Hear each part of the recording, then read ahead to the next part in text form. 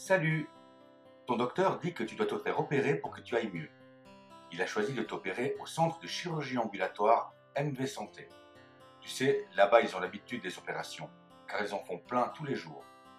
Il a aussi dit à ton papa ou ta maman que tu devais d'abord aller voir le docteur qui va t'endormir le jour de ton opération. Il s'appelle l'anesthésiste. Papa ou maman a reçu une pochette avec un numéro de téléphone pour prendre rendez-vous avec ce docteur un mercredi après-midi. Dans cette pochette, il y a aussi un questionnaire avec plein de questions sur toi et aussi un plan pour savoir comment tu fais pour venir chez nous. Tu peux venir en bus ou en métro, arrêt CHUV, ou en voiture. Papa ou maman peuvent venir à l'accueil demander où se parquer gratuitement.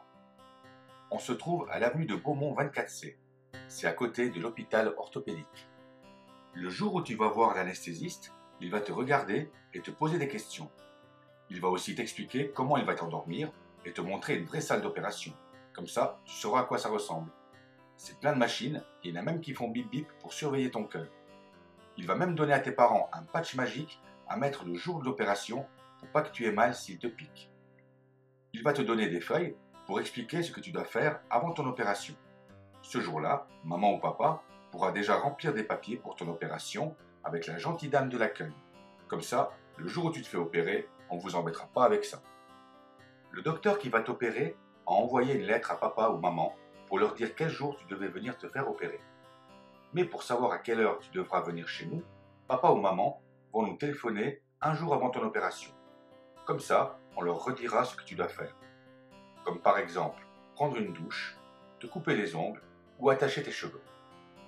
Ça y est, c'est le grand jour. Tu peux venir avec maman ou papa, mais si tu as des frères et sœurs, c'est mieux qu'ils restent à la maison. Comme ça, on peut mieux s'occuper de toi. Une infirmière va t'accueillir et te mettre un petit bracelet au poignet. Tes parents pourront déposer leurs affaires dans un petit casier à clé et monter avec toi dans la salle de jeu où tu vas attendre ton tour. Tu vas pouvoir jouer, lire, faire des jeux sur tablette ou regarder un dessin animé. Quand ce sera ton tour, tu vas t'habiller pour l'opération. Tu vas mettre des habits spéciaux à la place de tes habits, comme un carnaval. Et maman ou papa aussi va mettre des habits bizarres, une tenue de cosmonaute. Ensuite, on va t'installer dans un lit exprès pour les enfants. Ton papa ou ta maman resteront avec toi. Quand tu seras prêt, l'infirmière va t'amener dans l'ascenseur avec le lit. Ton papa ou ta maman seront toujours à côté de toi. Quand tu seras dans la salle d'opération, le docteur que tu connais déjà et qui va t'opérer va venir te dire bonjour et voir comment tu te sens. On va t'endormir juste avant l'opération. Tu verras des gens avec des masques, c'est pour te protéger des microbes. Pendant l'opération, tu ne sentiras rien du tout.